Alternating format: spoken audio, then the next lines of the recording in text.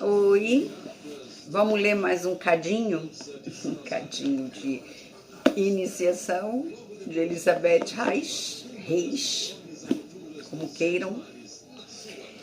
Nós paramos no 34, que chama A Forma das Pirâmides. O sumo sacerdote estava ensinando para ela sobre as pirâmides, a construção das pirâmides, sobre os números 3, 5, 7, a relação desses números com as formas geométricas. Então, vamos continuar? Então,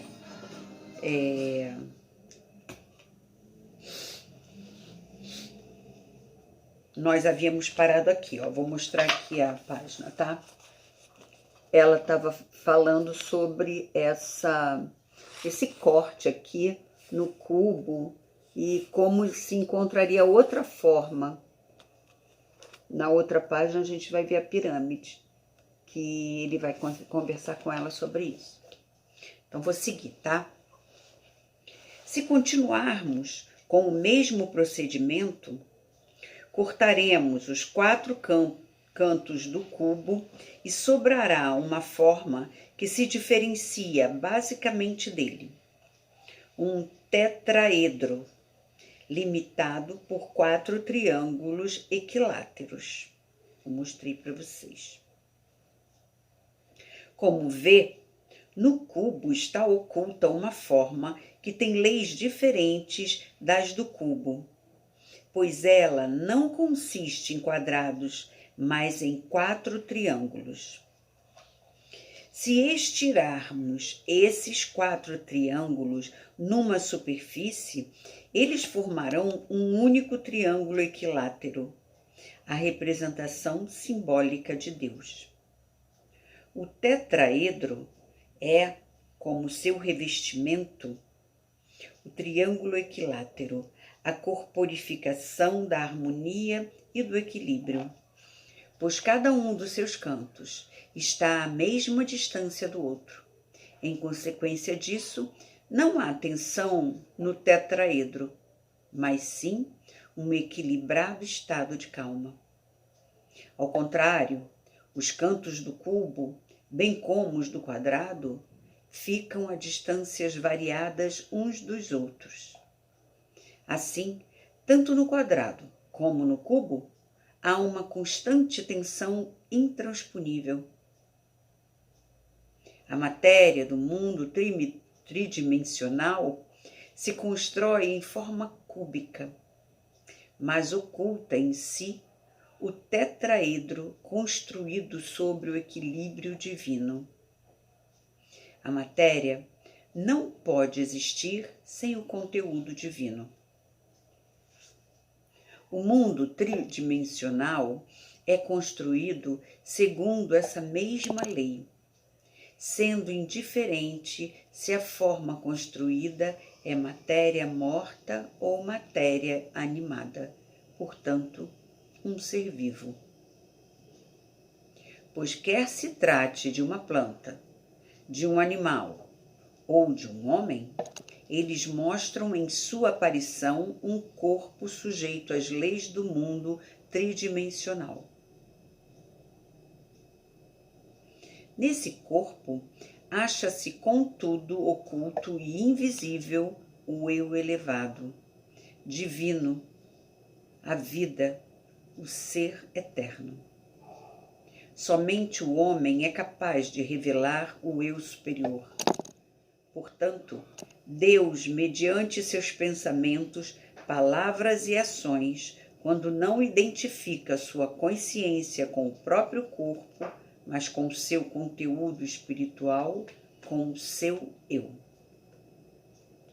Enquanto o homem se identificar com seu corpo material, ele é como um cubo opaco, que apenas mostra as características da matéria e que comprime e não deixa perceber o divino Criador não revelado em estado latente que nele mora o diferente tetraedro, o eu, o divino.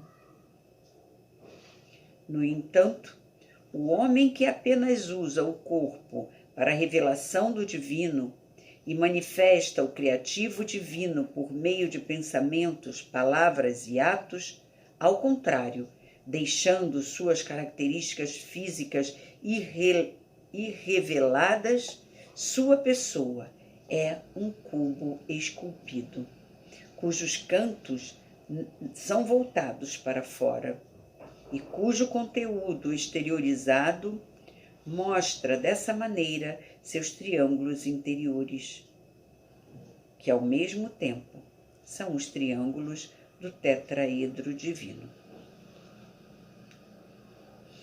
A forma material quadrangular ele apenas utiliza como base segura no mundo tridimensional e permite que seu peso se firme sobre ela. A forma do cubo virado é a pirâmide. Portanto, a pirâmide é a forma simbólica dos seres de Deus, que permitem que apareça sua natureza divina desapegada e realizam perfeitamente Deus na Terra.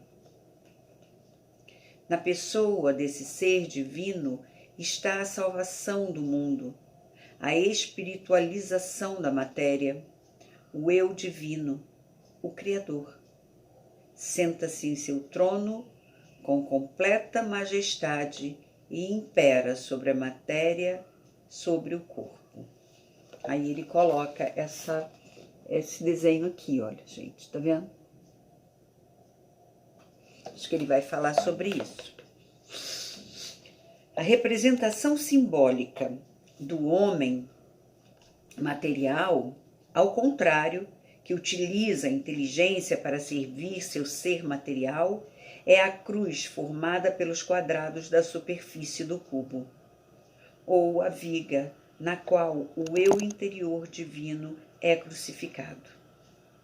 Em tais homens, o poder divino é roubado de suas forças, sem poder manifestar-se, e precisa submeter-se às leis do mundo material. Crucificado no mundo tridimensional, de tempo e espaço, morre nessa cruz de matéria. Mas sua morte não é definitiva. Mesmo na consciência de ter descido ao degrau mais inferior, o eu divino criador alguma vez se erguerá a fim de salvar o homem sofredor. Pois o ser material, em sua ignorância, consegue apenas crucificar o próprio eu superior, o Deus em si mesmo, através de sofrimentos e de dores. Ele se torna o ladrão que é crucificado ao lado de Deus. As dores o despertam, sua consciência superior acorda, e com a ressurreição do seu eu divino, ele acha a própria salvação, visto que ele o reconhece em si mesmo. Os membros fugitivos da raça divina levaram essas representações simbólicas, transmitindo as verdades nelas contidas aos habitantes dos lugares onde se estabeleceram. Por toda parte, em diversos países do mundo, encontraram-se as mesmas representações, em pedra, metal ou cerâmica, em maior ou menor tamanho. Então, se acreditará tratar-se da imagem de uma pessoa crucificada, e bem poucos reconhecerão que elas representam o princípio divino criador crucificado nas duas vigas do tempo e do espaço. As pirâmides ainda ficarão de pé durante milênios, transmitindo aos filhos dos homens as mais elevadas verdades nelas construídas. Os que tiverem olhos e ouvidos reconhecerão essas elevadas verdades, mesmo não compreendendo totalmente todas as suas leis matemáticas e astronômicas. Alguns homens muito desenvolvidos também as concretizarão. Para os primitivos, contudo, as pirâmides permanecerão um enigma eterno, tal como a esfinge, enquanto não resolverem o próprio enigma. Voltemos, porém, ao cubo. Antes, você cortou uma superfície, partindo de um dos cantos do cubo que contém em si as 3 dimensões. Dessa maneira, poderia cortar os 4 cantos do cubo, mas partindo dos outros cantos, você poderia fazer novos cortes e descobriria que no cubo não há somente um tetraedro, mas 2, um dentro do outro, reflexo exato do um do outro. Esses 2 tetraedros, um dentro do outro, representam a lei interior do mundo reconhecível, a inseparável ligação entre as 2 metades complementares, a positiva e a negativa, que uma dentro da outra formam um equilíbrio perfeito e que, como espíritos criadores, sentam-se à direita e à esquerda da divindade. Na criação, eles aparecem como leis contrárias, a lei do espírito e a lei da matéria. Espírito é vida, matéria é resistência. A lei do espírito é irradiação, doação, altruísmo. A lei da matéria é contração, resfriamento, rigidez. Vou mostrar para vocês o símbolo que ele fala. Vou botar bem pertinho. Tá vendo? Então, continuando. Há um único ser vivo capaz de encarnar conscientemente as 2 leis. O homem. Ele representa o vínculo entre o mundo espiritual e o mundo material. É capaz de viver simultaneamente as leis dos 2 mundos. Seus pensamentos, suas palavras e suas ações podem irradiar desapego e amor universal. Podem ser uma dádiva. Seu corpo, no entanto, pertence ao mundo material e realiza as leis da matéria. Cada lei em seu próprio lugar e no tempo correto é algo divino e o contrário é diabólico. Sem a resistência da matéria, seria impossível a criação. Na divindade não revelada estão todas as forças criadoras ainda na unidade, num perfeito equilíbrio e estado de repouso, somente como um potencial, somente como possibilidade de forças. A criação começa quando uma força se destaca da unidade e se ergue contra o Criador, como resistência.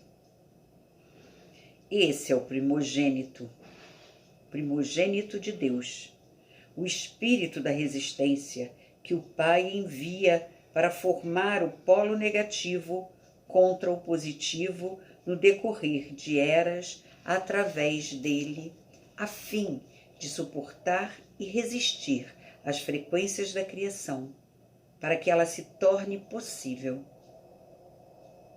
Esse espírito de resistência, que representa o polo oposto do aspecto revelado de Deus, é a causa primordial que, graças a seu efeito de contração, de endurecimento e de densificação, faz surgir a matéria.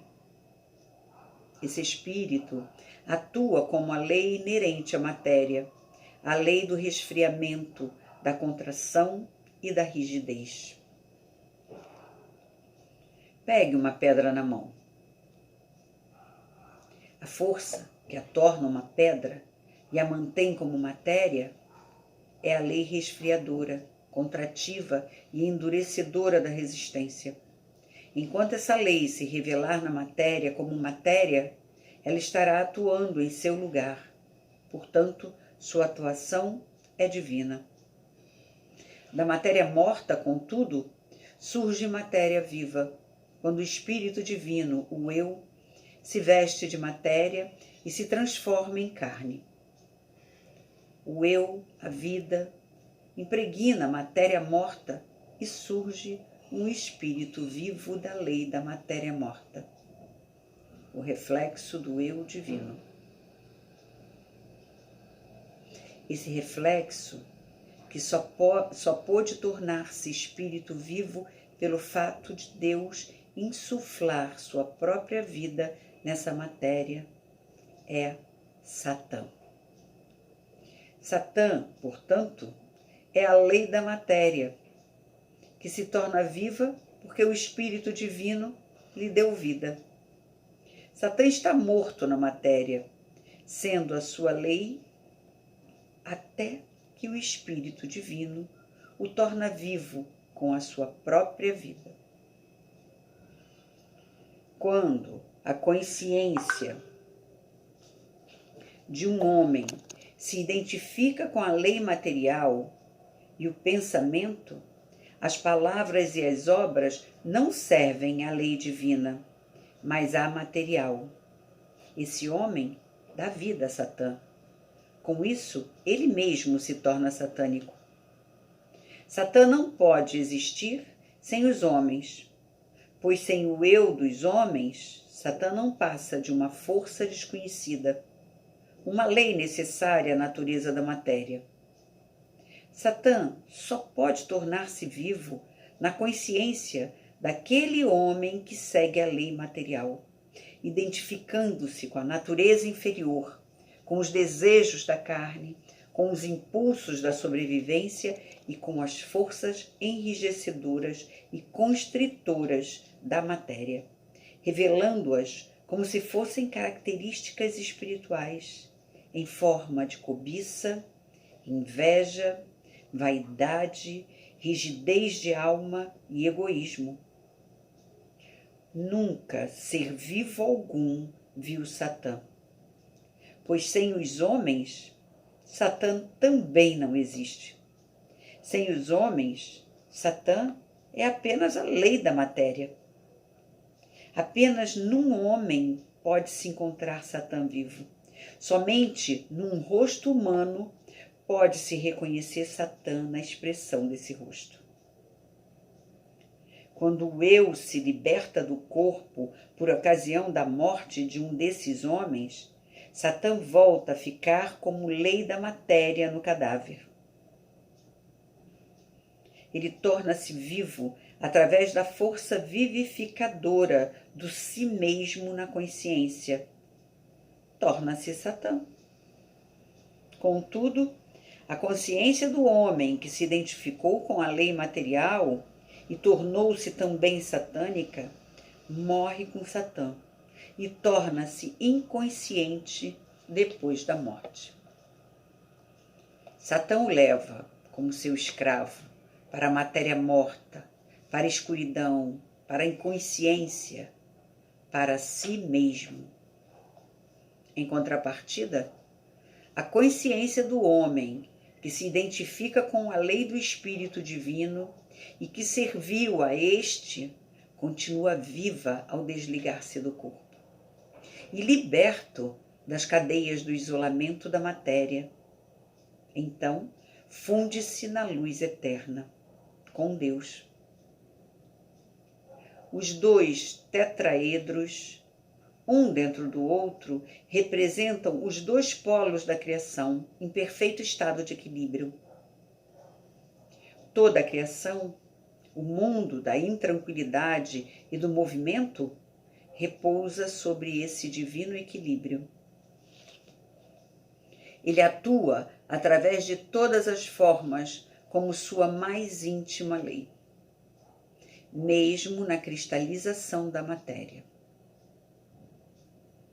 Como você mesma verificou, é sobre o divino tetraedro que a forma primordial da matéria, o cubo, é construída. Os triângulos que formam o tetraedro são idênticos às superfícies internas que ligam os cantos do cubo. O homem também tem uma superfície de contato em seu íntimo com o eu divino. É exatamente por isso que ele só pode encontrar o ser divino no íntimo. Nunca se voltar sua atenção para o exterior. Quando o homem se dirige para fora, segundo as leis divinas, ele é obrigado a se prender em outras tantas cadeias de cristal, até que, depois de muitos tormentos e dores, encontra o divino. Examinemos quais formas de cristais se formam sobre o cubo. Pegue 6 formas geométricas com forma de telhado de casas, cuja superfície básica corresponde exatamente ao quadrado de um cubo, e coloque essas 6 formas sobre as faces dele, de modo que as formas dos telhados das casas sempre se toquem com seus lados diferentes. Você obtém um corpo geométrico ao qual denominamos pentágono, dodecaedro, e que é formado de 12 pentágonos equiláteros.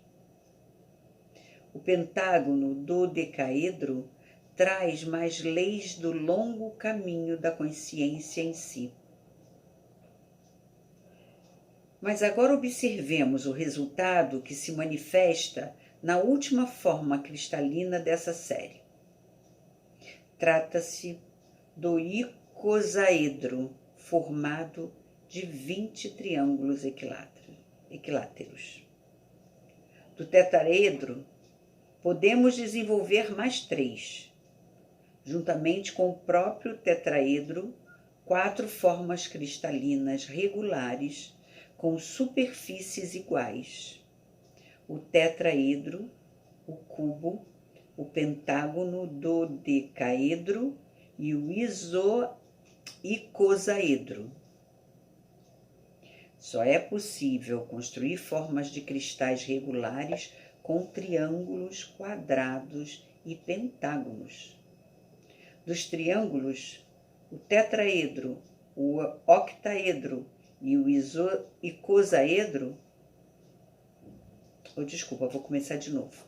Dos triângulos, o tetraedro, o octaedro e o icosaedro. Do quadrado, apenas o cubo.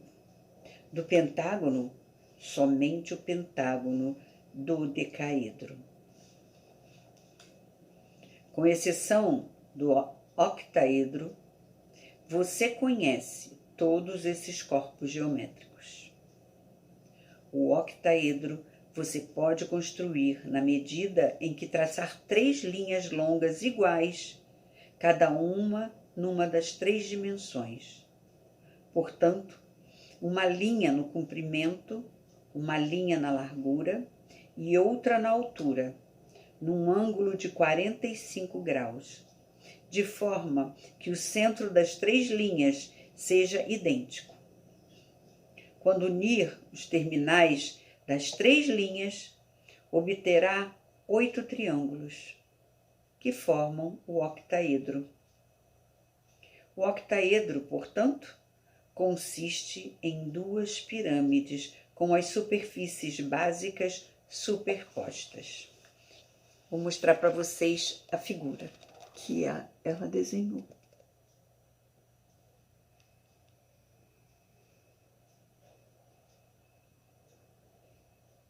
ok?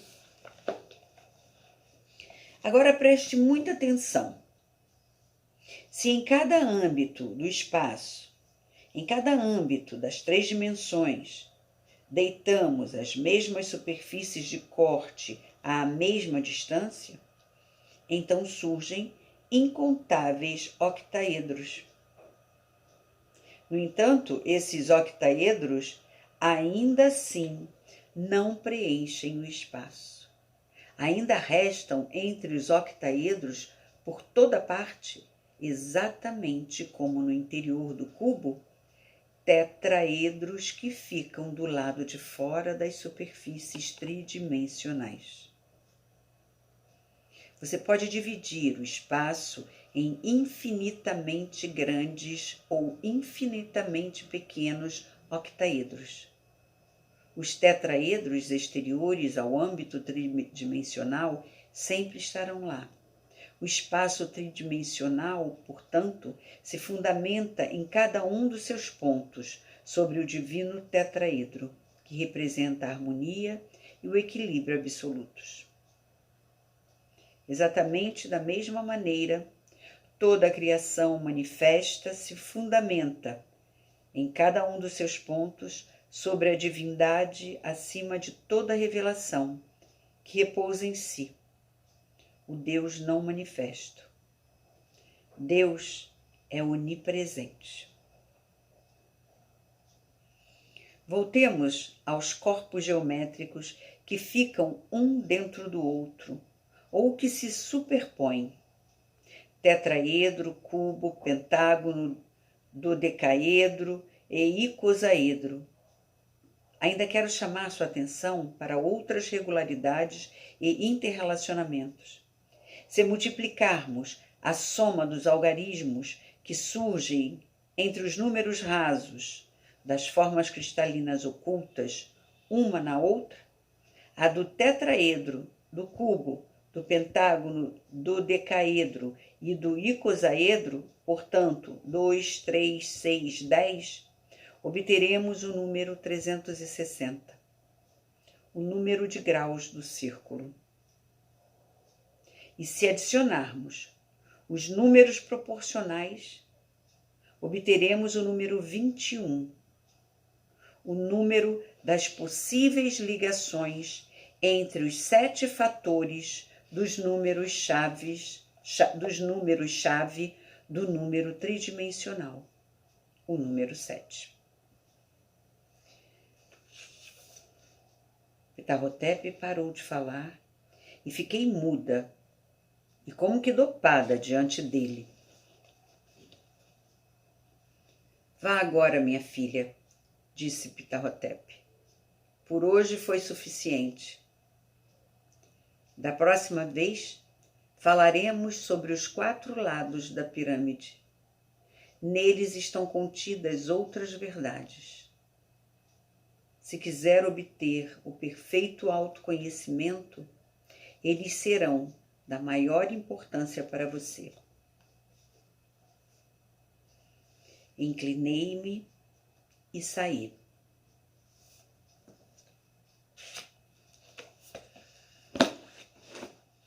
É difícil entender isso. Eu até esqueci de mostrar aqui a última figura que ele falou sobre os 360 graus. Ó. Opa!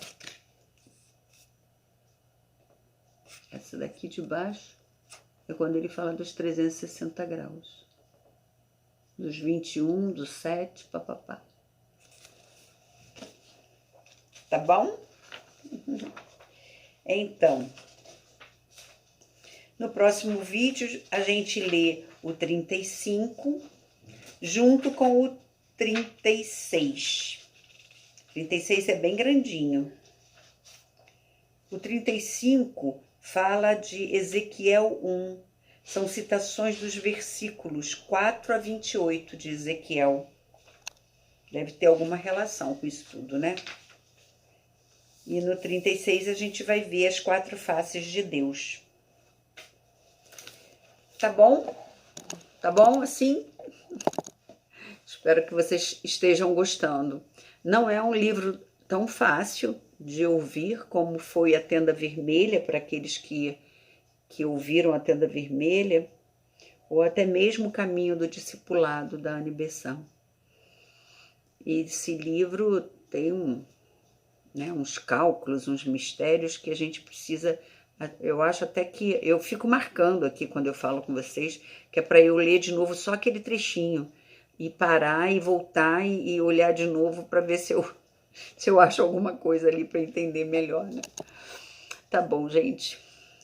Agradeço muito de estarmos aqui juntos, passando por esse isolamento de forma sábia, paciente, resiliente, buscando ocupar nossas mentes com coisas boas, positivas, para que a gente possa emanar, né, daqui de dentro para fora também, todos esses bons pensamentos que a gente tem uns com os outros, com toda a humanidade, com toda a natureza, tá bom? Um abração para todos vocês. Até mais ver.